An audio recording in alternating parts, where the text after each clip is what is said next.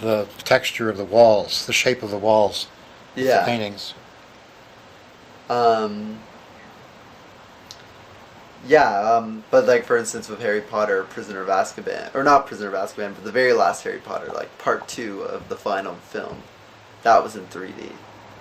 And I feel like it would have been better just to have seen it without the 3D, because I feel like with the 3D, you ought to, it almost creates, it makes the artifice more noticeable, because you have this sort of disjunct between the person sort of popping out and the set in the background. So it looks like a crappy pop-up book rather than a film. You know what I mean? Mm-hmm.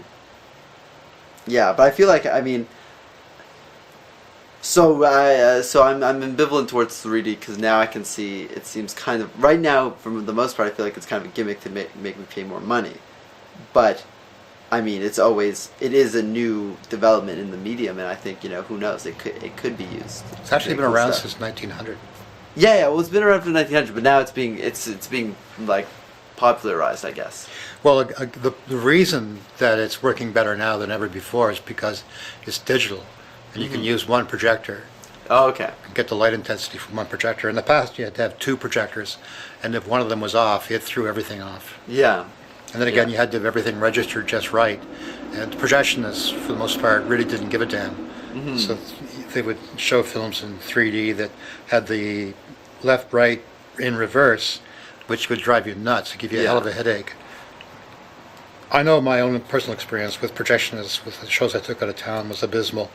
I bring along my own person to act as my, who was responsible for me, because then they would take care of things. I used to do cartoon festivals across the country, and they were on film, and the focus would change just a little bit from cartoon to cartoon. Yeah. And the splices would change, would affect it a little bit. So sometimes the thing would go wildly out of focus. Yeah. And I couldn't get the projectionist to keep the damn thing in focus. So I just brought my own guy with me who was answerable to me. And I brought my own projector, because the projectors they had in most of those theaters were the pits. I still do when I go on a show. I bring my equipment. And the audience would just go, wow, wow, wow, we've never seen it like this. I mean, the theaters really didn't give a damn, as long as they got the money.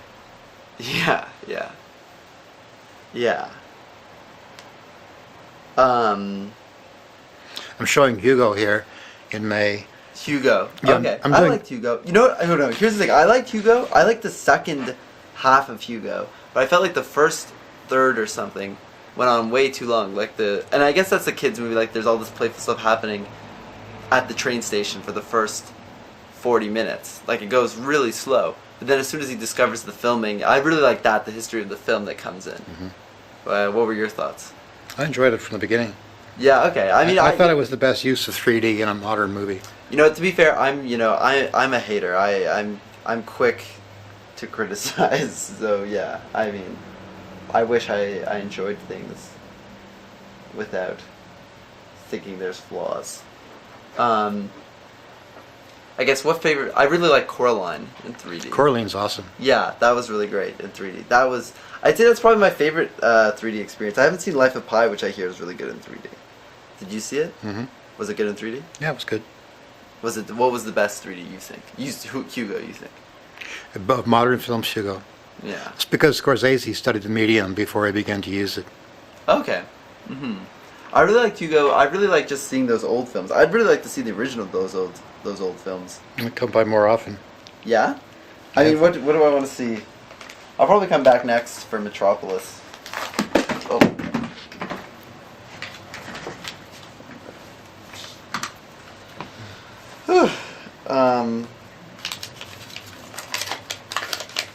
You're not going to put this online, are you? Yep.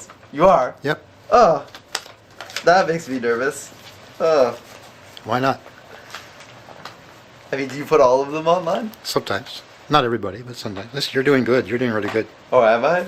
I don't know. You're fun. Yeah, no, I'll come back from Metropolis. I don't know. There's so many films I want to see. I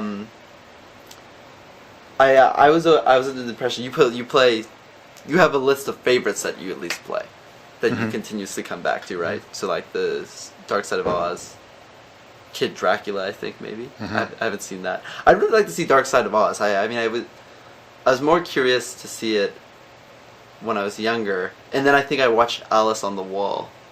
Did you see Alice on the Wall? Well, I just started out here. You started Alice on the Wall. Yeah. So are you the inventor of Alice on the Wall? No, I had a kid from Mexico who asked me to do it. Oh, okay. So we did it. I thought the first bit was really good. I think like, I don't know my Pink Floyd very well, so I couldn't name the track, but like just with the Bluebird. I think they're saying Bluebird, or they're saying something that sounds like Bluebird. So like baby, like ooh, I don't know what they're saying. Yeah. Alice on the Wall. And then, me and my friends one time, we did the Across the Universe soundtrack on shuffle, on sync to The Matrix. And it really worked. Yeah.